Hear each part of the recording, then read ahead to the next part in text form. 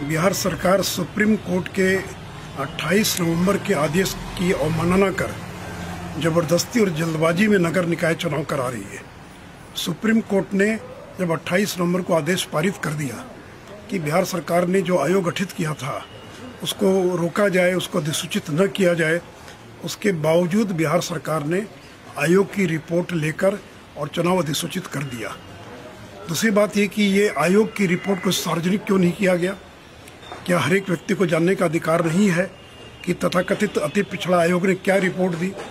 तीसरी बात कि आप पुराने ही आरक्षण के आधार पर चुनाव करा रहे हैं। आपको चाहिए था कि जो रिपोर्ट आई है उसमें नए सिरे से आरक्षण का निर्धारण कर और तब आप चुनाव कराते। फिर नए लोगों को चुनाव में भाग लेने से क्यों रोक दिया गया? नए लोग क्यों नहीं भाग ले सकते हैं? तो देखिए, बिहार सरकार और नीतीश कुमार अपनी जिद के कारण, अहंकार के कारण पिछड़ों को अपमानित कर रहे हैं और पूरे मामले को उन्होंने कानूनी दांव पेच में फंसा दिया है। मैं अभी भी बिहार सरकार से आग्रह करूंगा कि सुप्रीम कोर्ट में जाइए, अपने पक्ष में निर्णय लीजिए, और नहीं तो ये चुनाव रुकने का खतरा है। और नए उम्मीदवारों से भी मैं अपील करूंगा, जो चुनाव लड़ने वाले लोग हैं, कि खर्च सोच समझ कर करिए। चुनाव कभी भी रुक सकता है, कभी भी इस पर कोई रोक लग सकती है। बिहार में नगर निकाय चुनाव को लेकर के सुशील कुमार मोदी का ये ताजा बयान आपको सुना रहे थे। सुशील कुमार मोदी बिहार के पूर्व डिप्टी सीएम, जिन्होंने सबसे पहले कल इस बात की जानकारी दी कि 28 नवंबर को सुप्रीम कोर्ट के अंदर नगर निकाय चुनाव को लेकर के क्या हुआ, कैसे राज्य अति पिछड़ा आयोग को डेडिकेटेड कमीशन मानने से सुप्रीम कोर्ट ने इंकार कर दिया। सुशील कुमार मोदी ने जब यह खुलासा किया, उसके बाद सरकार हलचल में आई और कल देर शाम राज्य निर्वाचन आयोग ने बिहार में नगर निकाय चुनाव की तारीखों का ऐलान कर दिया।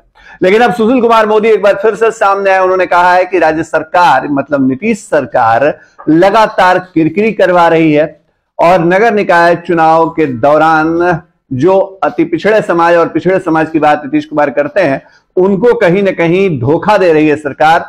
सुशील कुमार मोदी ये कह रहे हैं कि अगर सरकार वाकई चाहती है कि बिहार में नगर निकाय चुनाव समय पर हो, तो उसे तुरंत सुप्रीम कोर्ट में जाना चाहिए, अपना पक्ष रखना चाहिए और सुप्रीम कोर्ट के सामने जब चीजें क्लियर हो जाएंगी उसके बाद चुनाव कराने चाहिए। सुशील कुमार मोदी आशंका जता रहे हैं कि जिन परिस्थितियों में बिहार में आनंद फानंद में चुनाव की घोषणा की गई है, वो कहीं ना कहीं संकट का कारण बन सकता है। आने वाले वक्त में सुप्रीम कोर्ट चुनाव की प्रक्रिया को झटका दे सकता है, यह आशंका सुशील कुमार मोदी जता रहे हैं। हालांकि कोर्ट के अंदर क्या होगा यह कोई नहीं बता सकता, लेकिन बिहार में सियासी उबाल है नगर निकाय चुनाव को लेकर के। सुशील कुमार मोदी ने क्या कुछ कहा है, एक बार फिर चलते चलते आपको सुनवा देते हैं। बिहार सरकार सुप्रीम कोर्ट के 28 नवंबर के आदेश की अवमानना कर जबरदस्ती और जल्दबाजी में नगर निकाय चुनाव करा रही है।